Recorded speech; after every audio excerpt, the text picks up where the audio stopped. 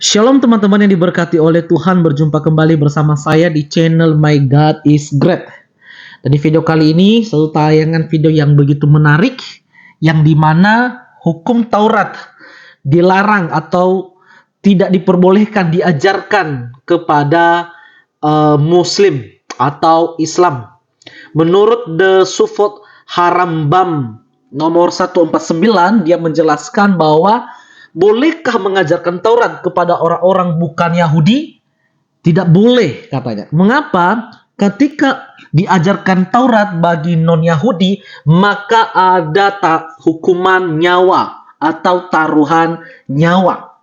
Lalu dia menjelaskan bahwa hukum Taurat boleh diajarkan kepada orang Kristen, padahal dia adalah seorang tokoh Islam yang terkenal pada masanya di abad pertengahan.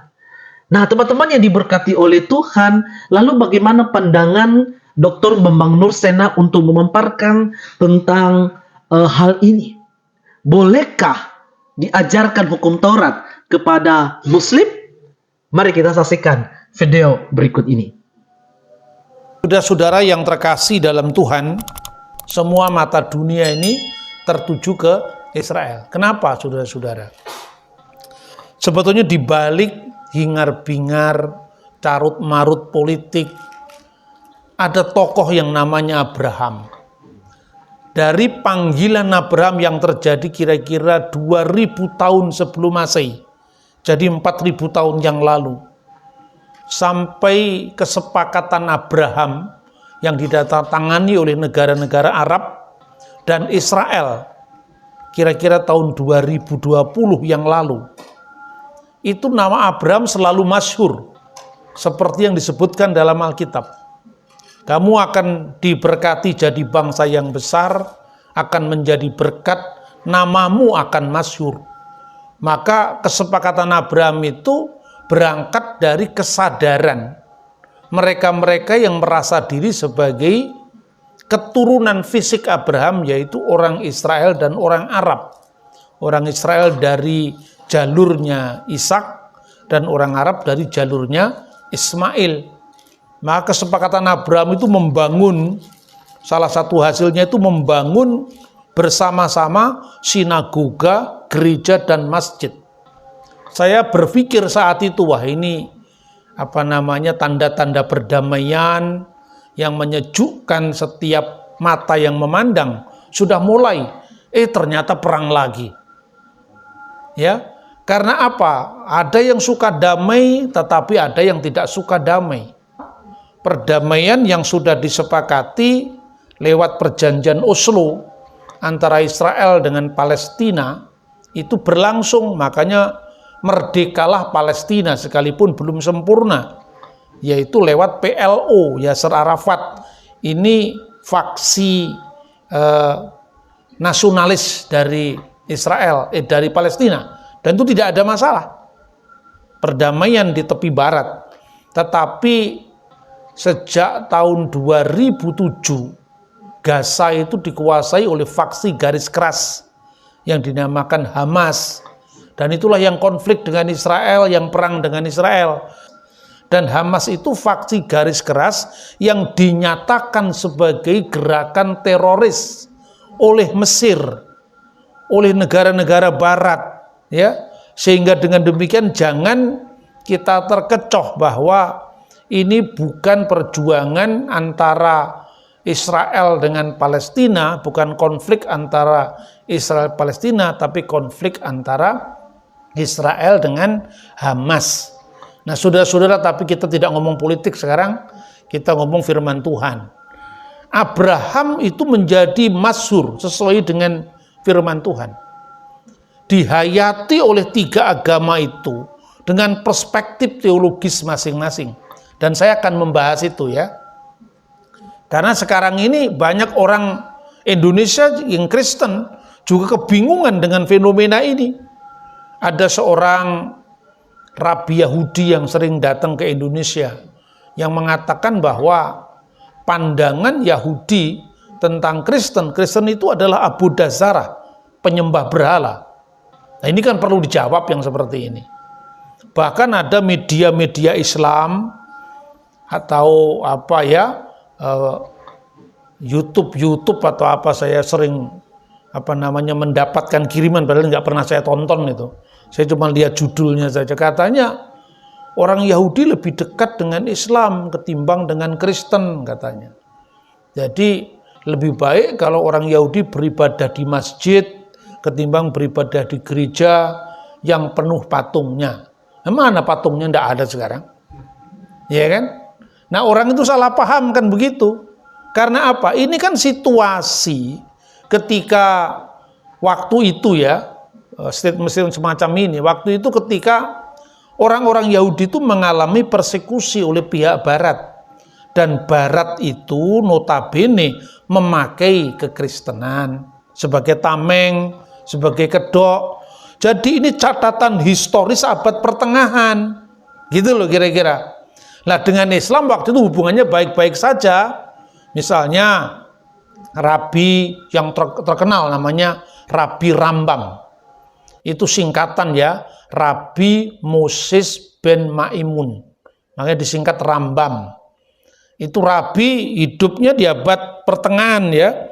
Dia mengatakan bahwa Islam itu termasuk tidak menyembah berhala, sekalipun agamanya juga bukan agama yang benar. Tapi Kristen itu penyembah berhala. Itu disebutkan dalam misalnya salah satu catatan yang namanya Hilkot Abu Dazarah 9 ya, baris atau angka keempat. Dia mengatakan orang Kristen dengan ibadah minggu dan perayaan-perayaannya semua itu adalah penyembahan berhala.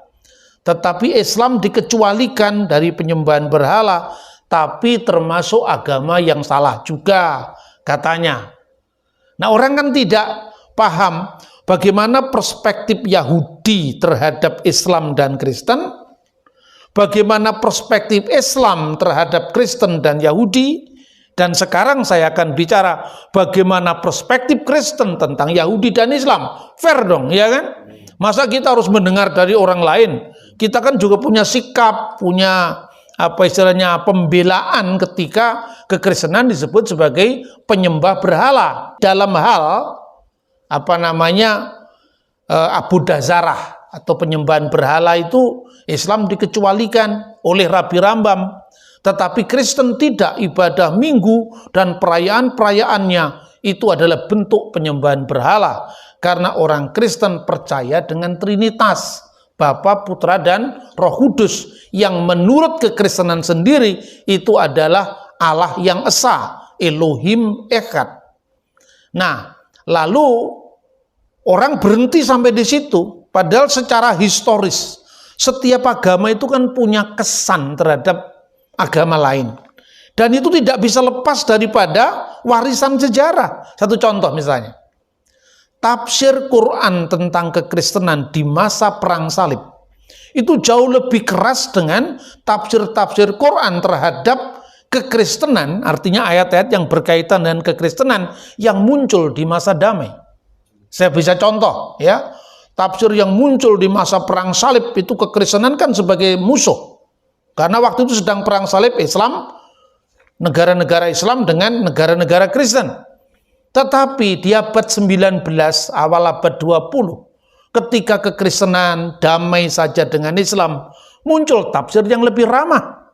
Misalnya tafsir Al-Qasimi yang menyebut bahwa tuduhan Quran tentang bentuk penyembahan terhadap Salisu Salasa, ketiga yang tiga, itu ada ayatnya dalam Al-Quran, surat Al-Maidah ayat 73, laqad kafara ladina qalu innallaha salisu salasya. Sungguh telah kafir orang yang mengatakan Allah itu ketiga dari yang tiga. Biasanya ini dipahami sebagai Trinitas, tapi kata Al-Qasimi wala taqulu salasa, jangan mengatakan Tuhan tiga, itu bentuk penyembahan yang keliru dari kekristenan hersi, kekristenan bidat yang namanya sekte Maryamiun, di mana menyembah Maryam dan memasukkan Maryam di dalam ketiga yang tiga tadi, yaitu Allah, Isa, dan Maryam. Itu tafsir Al-Qasimi. Maka dia mengutip juga di dalam Quran, yaitu ayat yang 116 dari surat Al-Maidah, di mana Allah mengkonfirmasikan kepada Isa. Ditanya, a anta qulta linnas ittaqiduni wa ummiya ilahaini min dunillah.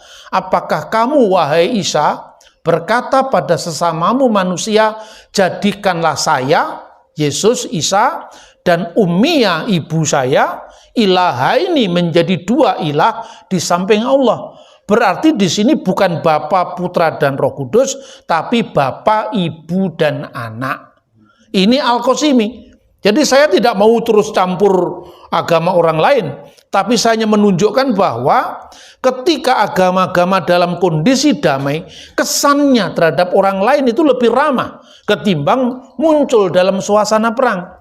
Begitu juga misalnya Rabi Rambam lebih ramah terhadap Islam, karena Rambam hidup ketika dia berada dalam perlindungan pemerintahan Islam. Zamannya Sultan Salahuddin Al-Ayyubi, di abad ke pertengahan yang lalu itu, bukan sekarang. Tetapi orang lupa kadang-kadang ini bedanya logika polemik dan logika dialog. Logika polemik itu pokoknya orang lain itu harus salah. Sekalipun orang itu menyatakan sedikit kebenaran yang tidak penuh, tapi dianggap semua tidak ada artinya. Ini teologi hantam kromoisme. Pokoknya semua yang ada di luar kita harus salah, harus terkutuk, harus kalah. Itu tidak seperti itu orang Kristen diajar. Yesus pun ketika dilapori muridnya dalam Markus pasal 9, lihat itu ada orang yang bukan muridmu, mengusir setan atas namamu. Laranglah dia. Apa kata Yesus? Jangan larang dia. Tidak mungkin orang itu mengusir setan atas nama Yesus sekaligus menyangkal Yesus. Maka dikatakan barang siapa tidak melawan kita, dia ada di pihak kita. Padahal itu bukan orang Kristen, bukan orang pengikut Yesus. Siapapun yang memberi kamu secangkir air karena nama Yesus, dia tidak kehilangan upahnya. Seharusnya kita mengembangkan teologi yang ramah, sekalipun kita tidak kehilangan jati diri kita, kan? Nah, seperti itu, saudara-saudara. Nah, di mata Rambam, itu kan teologi pendekatan dengan Islam, ya. Bukan berarti Kristen kemudian sama sekali dihiraukan, tidak. Coba kalau kita membaca bukunya Rambam itu secara lebih detail, ya. Dalam suratnya kepada orang-orang Yaman, yang namanya Rabi ini, abad 13 ini, menganggap Muhammad itu adalah orang gila. Lah kenapa itu tidak dikutip? Itu kan ungkapan yang seharusnya jujur diakui, kan? Dia disebut Hamsugah, orang gila, dan nabi palsu. Jadi sekarang mungkin enggak orang Yahudi ikut sembahyang di masjid yang ada ungkapan wa asyhadu anna Muhammad Rasulullah, dan kami bersaksi Muhammad Rasulullah. Sedangkan Muhammad di mata Rambam adalah orang gila. Yesus pun juga dianggap sama oleh dia. Nah, ini polemik, saudara-saudara. Tapi di pihak lain, Rambam, Rabi yang sama ini, saya kutipkan ya, dalam bukunya yang berjudul Tesufot Harambam, artinya jawaban Rabi Rambam. Dia mengatakan begitu. Di dalam Tesufot Harambam 149. Ini jawaban Rabi di abad pertengahan ini. Bolehkah mengajarkan Taurat kepada orang-orang bukan Yahudi? Tidak boleh. Siapapun yang mengajarkan Taurat kepada orang-orang bukan Yahudi, dia bertanggung jawab terhadap nyawa. Artinya kebinasaan. Lalu dalam buku yang sama ini, pada angka 149 dia mengatakan, tapi kamu boleh mengajarkan Torah kepada orang-orang Kristen. Kamu boleh mengajarkan Taurat kepada orang-orang Nosrim. Karena apa? Karena supaya mereka berbalik menerima kebenaran dari iman kita. Perspektif Yahudi, kita kan dianggap salah sama Yahudi. Tetapi katanya, tidak boleh mengajarkan Torah kepada orang Ismail, kepada orang Islam. Jadi kalau di mata Rambam, orang Kristen dianggap tidak lebih murni dari Islam dalam soal keesaan Tuhan, sebaliknya Islam dianggap tidak boleh kepada mereka diajarkan Taurat. Tidak boleh diajarkan Taurat kepada orang Muslim. Kenapa tidak boleh? Sementara Kristen boleh. Karena begini. Salah satu dari mereka yang tidak bisa menerima kehidupan yang kekal di alam yang akan datang, olam haba, adalah satu. Mereka yang menyangkal kebangkitan orang mati. Itu ditujukan kepada sesama Yahudi, yaitu orang Saduki. Kedua, mereka yang, nah ini, disebut dengan orang-orang yang tidak mengakui asal-usul surgawi Taurat. Yaitu mereka yang berkata, VN Torah min semaim. Mereka yang berkata bahwa kitab Taurat tidak berasal dari surga. Itu tidak boleh diajarkan kepada mereka Taurat, yaitu mereka yang berkata VN Torah mi hasemayim, bahwa kitab Taurat tidak berasal dari surga, dan itu disamakan dengan orang-orang yang disebut epikorsim, yaitu Epikuros, filsafat Yunani yang menyangkal keabadian. Mereka tidak bisa masuk surga katanya. Islam diklasifikasikan sebagai mereka yang menyangkal asal-usul ilahi Taurat. Jadi berimbang dong pandangannya kan. Kenapa? Katanya Rabi Rambam.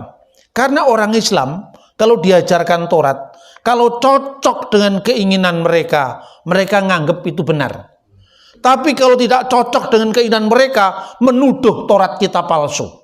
Itu misalnya Ulangan pasal 18 ayat 15. Kan dianggap itu menubuatkan Muhammad.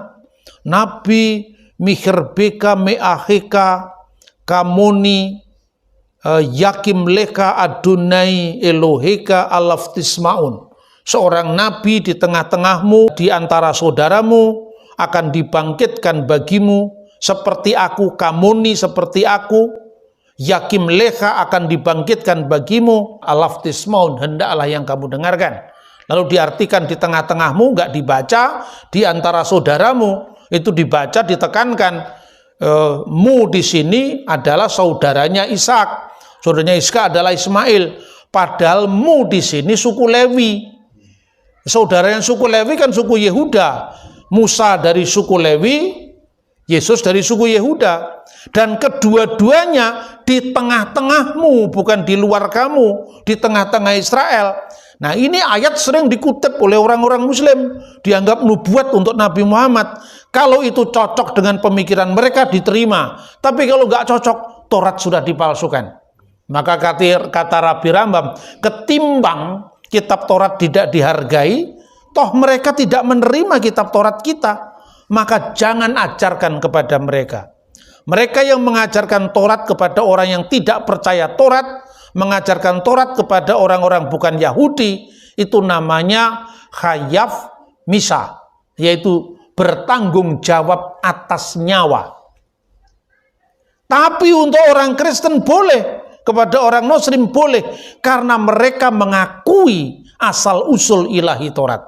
Mereka mengakui bahwa Taurat ini diilhamkan oleh Tuhan. Maka orang Kristen hanya salah pada bidang tafsir, tapi tidak salah pada teksnya. Artinya orang Yahudi mengakui Kristen itu sama dengan mereka dalam hal mengakui otoritas Alkitab, otoritas kitab Taurat. Soal tafsir yang berbeda, itu mirip perbedaannya antara Parisi dengan Saduki, Parisi dengan Eseni, dan kekristenan adalah bagian yang tak terpisahkan, saudara satu Torah dengan orang Yahudi. Sementara Islam percaya dengan Tauratnya sendiri.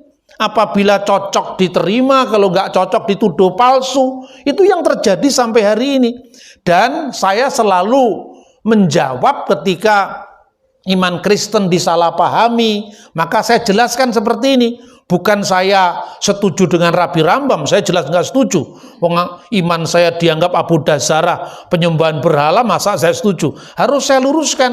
Tetapi saya juga harus meluruskan kepada saudara-saudara Muslim yang sering menggunakan ini seolah-olah Kristen itu di mata Yahudi semua penyembah berhala. Setiap agama itu kan punya kelompok moderat, punya kelompok garis keras. Nah, Yahudi yang sering datang ke Indonesia itu adalah kelompok garis keras. Itu kelompok polemik, ya. Makanya harus kita baca dua-duanya. Setiap agama kan punya kelompok garis keras, kelompok garis lucu, kelompok garis lembut, kan ada semua kan. Saya ini bukan garis keras, mungkin garis lembut atau garis lucu. Karena apa? Kita tidak bisa memaksakan pandangan kita kepada orang lain, apalagi orang lain yang tidak seasas kitab sucinya dengan kita. Lah itu pandangan Yahudi tentang Islam dan tentang Kristen. Sekarang bagaimana pandangan Islam terhadap Yahudi dan Kristen? Jangan lupa loh, Islam itu dalam sejarahnya juga keras terhadap Yahudi. Terhadap Kristen malah lebih lembut Islam itu. Misalnya, kalau Anda baca tafsiran Al-Fatihah, mulai dari Syekh Nawawi Al-Bantani, kakeknya wakil presiden kita, Ma'ruf Amin itu kan nulis tafsir yang berjudul Maroh Labid Tafsir An-Nawawi. Orang pesantren pasti tahu semua itu. Atau misalnya tafsir Jalalain yang sangat terkenal di dunia pesantren. Bagaimana dia menafsirkan Ihdinas siratal mustaqim, siratal ladzina an'amta alaihim ghairil maghdubi alaihim waladdallin. Amin. Tunjukkanlah kami jalan yang lurus, yaitu jalan orang-orang yang kau berikan nikmat. Itu maksudnya jalan orang-orang yang diberikan hidayah oleh Allah. Bukan jalannya orang yang kau murkai. Ghairil maghdubi alaihim, bukan jalannya orang-orang yang kau murkai. Diartikan apa di situ? Wahum al-Yahud, mereka adalah orang Yahudi. Waladdallin diartikan apa? Diartikan wahum an-Nasara, dan yang sesat itu adalah orang Nasrani, alladzina dolu anil Islam, yang mereka tersesat dari Islam. Itu haknya orang Islam. Nganggap Yahudi dimurkai Allah, Kristen sesat, itu kan haknya Islam kan? Kita tidak boleh marah, ukurannya berbeda kok. Kalau saya ngomong sesat ya tenang-tenang aja. Kristen itu kafir Pak, ya kaum berpikir. Kafir itu. Makanya kita tidak telan mentah-mentah. Saya selalu mikir kok, untuk memilih itu saya mikir kok. Gitu. Siapa orang-orang sesat? Itu adalah orang-orang Nasrani yang alladzina dulu anil Islam, yang telah keluar dari sesat dari agama Islam. Lalu kalau Anda membaca Quran, ini Anda bisa cross check semua. Orang Yahudi itu dinyatakan orang yang paling keras permusuhannya terhadap orang Muslim, yaitu orang Yahudi dan orang musyrik, para penyembah berhala, para orang yang menyekutukan Allah. Tetapi terhadap Kristen berbeda, dianggap paling dekat persahabatannya dengan Islam. Dikatakan wala tajidanna aqrabahum mawaddatan lil ladzina amanu ladzina qalu inna nasara dalika bi anna minhum kisisina wa ruhbana wa annahum la yastakbirun. Tetapi orang-orang yang paling dekat, paling akrab persahabatannya dengan orang-orang beriman, maksudnya orang Muslim, adalah mereka yang berkata inna nasara, sesungguhnya kami orang Nasrani. Hal itu disebabkan dalika bi anna minhum kisisina wa ruhbana wa annahum la yastakbirun. Di antara mereka itu ada orang-orang yang disebut para rahib, para biarawan, para pendeta, dan mereka tidak menyombongkan diri. Ini juga ayat punya makna historis. Kalau dulu orang Yahudi keras permusuhannya terhadap Islam, ternyata di abad 13 lembut-lembut juga antara Rabi Rambam dengan pemerintahan Muslim waktu itu Salahuddin Al-Ayyubi. Nah sekarang ketika Hamas meletus perang dengan Israel, lah ini lihat sendiri lembut apa tidak sekarang? Tidak lembut kan? Siapa yang mau ibadah ke masjid sekarang di Gaza? Ini kan soal sejarah ya. Jadi situasi berubah, kadang-kadang apresiasi kita terhadap pihak lain itu juga berkembang. Itulah pandangan Islam tentang Yahudi dan Kristen. Nah, sekarang baru itu hak kita sekarang yang bicara.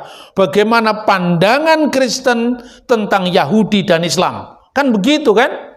Nah, tadi kan kita sudah dipandang orang lain. Masa kita disuruh merem saja? Kita sekarang waktunya juga memandang orang lain di luar kita. Nah, saudara-saudara, dalam iman Kristen, tauhid atau keesaan Allah itu dibagi 3. Sistematik yang pertama adalah, ini sistematik dari saya, monoteisme setan, satanic monotheism. Kenapa? Dasarnya di dalam Yakobus pasal 2:19. Kamu percaya Allah itu satu, itu baik. Tapi setan-setan pun percaya itu dan gemetar. Jadi setan percaya enggak kalau Allah itu satu? Percaya, Pak. Setan percaya kalau Allah itu satu, bahkan gemetaran melihat Allah itu satu. Tapi setan itu monoteisme hanya di bibir, lain di hati. Ya toh? Karena apa? Mereka tidak berbuat sesuai dengan apa yang diikrarkannya. Di depan dia ngomong tidak ada ilah selain Allah, tidak ada Tuhan selain dia. Dia satu. Setan juga tahu. Tapi perbuatannya membunuh, berbohong, menyebar hoax. Apakah itu perbuatan Allah? Itu perbuatan setan. Makanya ISIS benderanya tertulis la ilaha illallah, tapi membunuh manusia seperti membunuh seekor binatang. Ini jangan lupa, setan bisa menggunakan monoteisme untuk mengecoh manusia. Seolah-olah mereka beriman paling murni tapi tidak ada buah-buah roh. Maka monoteisme tingkat terendah, monoteisme pengakuan ini perlu ditingkatkan. Itulah yang disebut monoteisme Abraham. The Abrahamic monotheism. Kenapa Abraham monotheis? Jelas Abraham itu kakek moyangnya penyembah berhala di Ur. Lalu Tuhan memanggil dia, tinggalkanlah negerimu, tinggalkanlah rumah bapamu, ke suatu tempat yang akan kutunjukkan kepadamu. Tempatnya dia belum tahu. Saudara tahu bahwa Mesopotamia di abad milenium zamannya Abraham, milenium kedua sebelum Masehi, itu tempatnya ekonomi dunia. Siapa yang tidak mengenal Mesopotamia? Peradaban pertama muncul di sana. Peredaran uang, peredaran properti yang maju, semuanya ada di Mesopotamia menurut bukti-bukti arkeologi. Kita saja mengenal aksara baru abad keempat. Anda mau baca bagaimana sistem hukum di zaman Abraham, ditemukan prasastinya sekarang. Itu membuktikan bahwa Mesopotamia itu adalah pusat peradaban saat itu. Misalnya prasasti Nusi yang berbicara tentang penjualan hak kesulungan, cocok dengan Alkitab kan? Kalau coba Anda pahami menurut budaya kita, masa kesulungan bisa dijual? Siapa yang mau laku kesulungan dijual? Ya toh? Karena kesulungan itu bukan sekedar anak yang lahir pertama, tapi menerima warisan 2 kali lipat. Lah Esau hanya membatasi kesulungan dari harta benda, yang 2 dan 3 nggak dibaca. Berhak menerima berkat orang tua dan menjadi pemimpin family altar, pemimpin mezbah keluarga. Itu ada dokumen atau prasastinya. Maka orang yang membaca Alkitab tanpa membaca sejarah kadang-kadang bingung. Yakub penipu kok bisa diberkati Tuhan? Ya kan? Padahal sebetulnya Yakub itu justru menghormati hak kesulungan secara utuh. Bukan sekedar dipahami menerima warisan 2 kali lipat, tapi juga pemimpin mezbah keluarga, dan satunya lagi adalah menerima berkat dari orang tuanya, dalam hal ini berkat Abraham.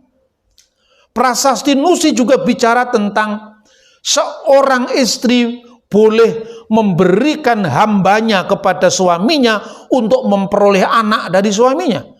Dan prasasti itu meneguhkan catatan Alkitab, Kejadian pasal 16. Prasasti Nusi didukung lagi oleh namanya Undang-Undang Lipit Estar. Dalam undang-undang yang ditemukan sejaman dengan Abraham ini juga ada ketentuan.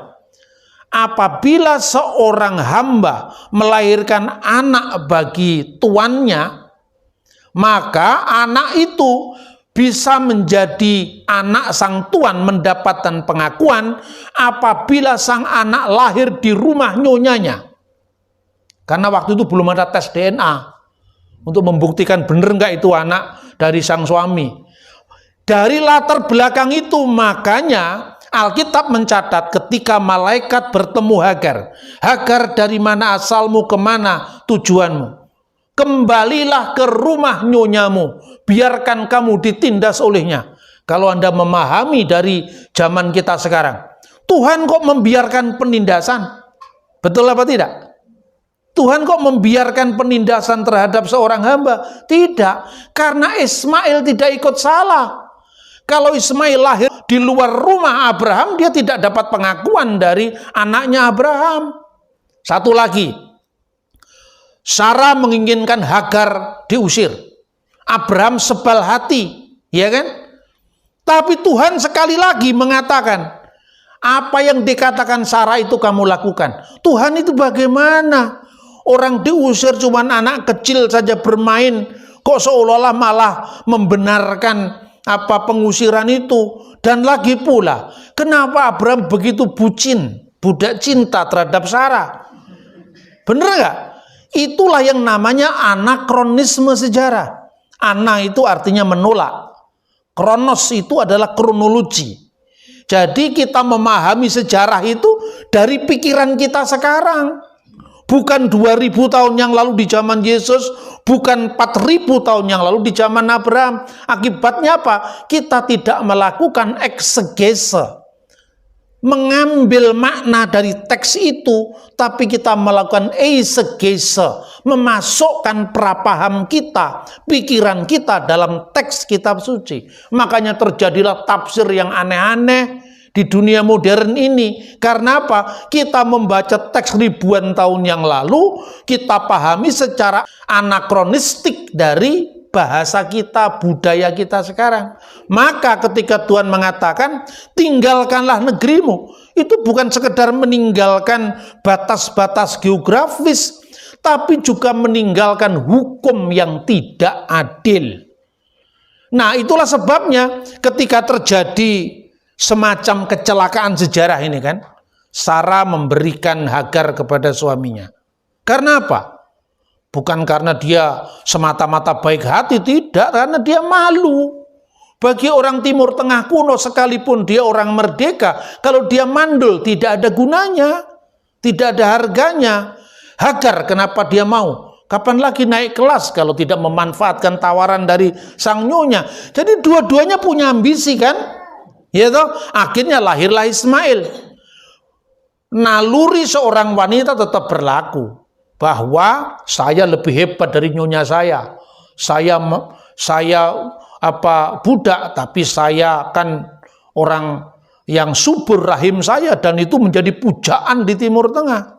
Makanya ada larangan dalam Alkitab itu, karena Israel dikuduskan, jangan kamu makan anak kambing bersama susu induknya. Itu pemujaan Dewi kesuburan Asera di Timur Tengah kuno, dan itu larangan bagi orang Yahudi.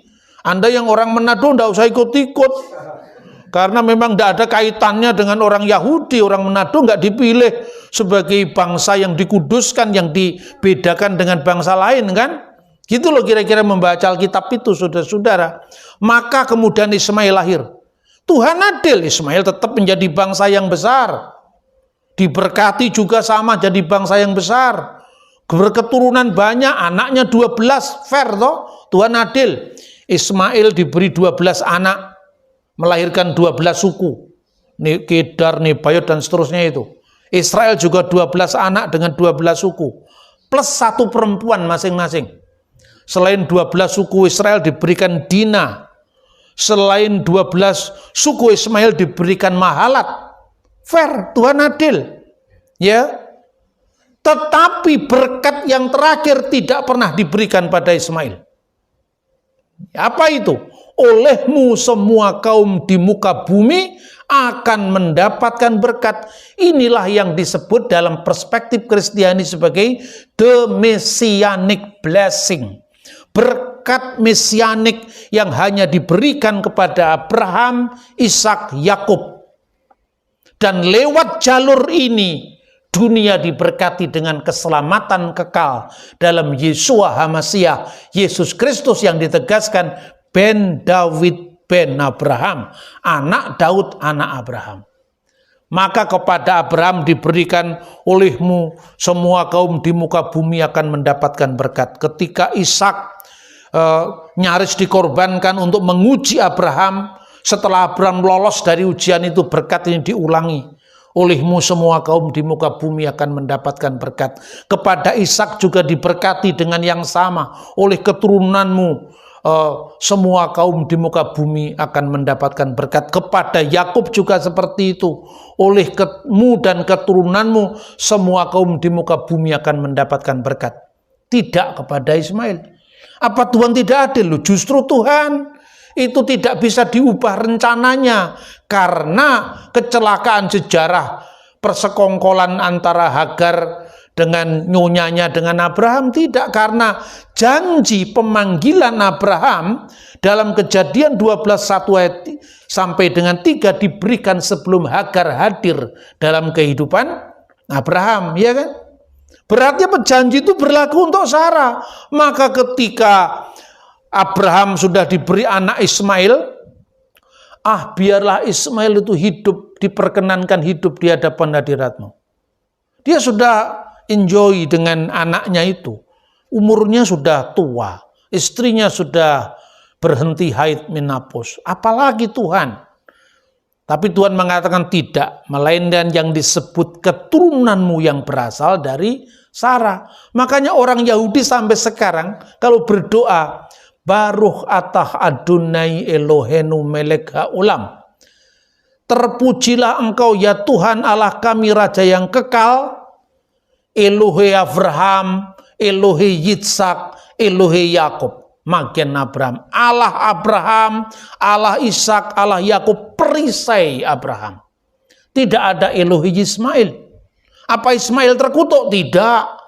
Ismail bukan jalur mesianik. Itu maknanya. Dalam hal ini Kristen dan Yahudi sama.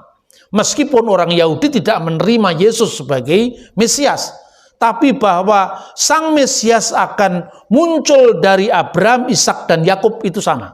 Hanya bedanya orang Yahudi tidak menerima Yesus, tetapi konsep tentang Mesias sebagai imam, nabi, raja itu sama karena perjanjian lama yang mengungkapkan hal itu. Kitab bersama yang diyakini Yahudi dan Kristen dengan tafsir yang berbeda. Nah, saudara-saudara terkasih dalam Tuhan, ini pentingnya. Pertama, jadi monoteisme Abraham itu terbatas pada dia taat tapi dia belum tahu. Baru di hasilnya kemudian kan tergenapi. Kenapa Tuhan mengizinkan pengusiran Hagar dengan anaknya? Karena kalau tidak diusir, firman Tuhan tidak digenapi. Dia akan tinggal bersebelahan dengan saudara-saudaranya. Maksudnya dengan Ismail, dengan Ishak. Ya, maka orang-orang yang menjadi keturunan Ishak atau Israel itu disebut Bene Yisrael. Ya. Sementara keturunan Ismail disebut sebagai Bene Hamidbar, anak-anak padang gurun. Dan itu yang dicatat dalam Kejadian pasal 20 digenapi sekarang. Israel tinggal berhadapan dengan saudara-saudaranya bangsa Arab.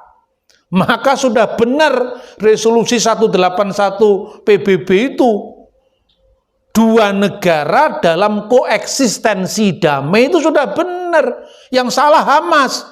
Hapuskan Israel dari peta dunia. Lah itu kok ngajak damai bagaimana? Kesepakatan anak-anak Abraham secara fisik loh ya. Ismail itu anaknya Abraham. Ishak anaknya Abraham, maka kesepakatan Abraham harus menghormati dari antara anak-anak Abraham. Bahwa di antara 3 anak-anak Abraham dalam konteks agama masih berbeda. Sejarah belum selesai, bro. Sejarah belum berakhir. Ini bukan the end of history. Ini sejarah sedang berlangsung. Dan kita umat Kristiani percaya pada akhirnya nanti seluruh yang ada di bumi, di bawah bumi, di atas bumi mengaku Yesus Kristus adalah Tuhan bagi kemuliaan Allah Bapa. Amin.